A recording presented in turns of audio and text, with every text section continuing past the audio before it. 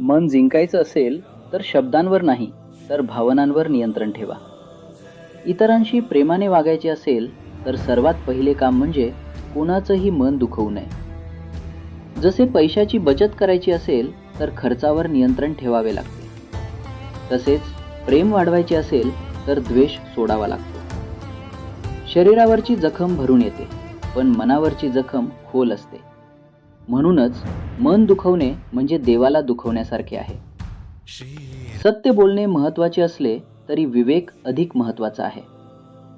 सत्याच्या नावाखाली जर आपल्याच माणसांचा अपमान होत असेल तर ते सत्य योग्य नाही.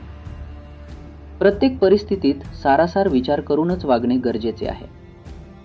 घरात मतभेद असले तरी एकमेकांच्या आवडीनिवडींना दुर्लक्ष करून आपण एकाच कुटुंबाचे आहोत ही जाणीव ठेवली तर प्रेम वाढते.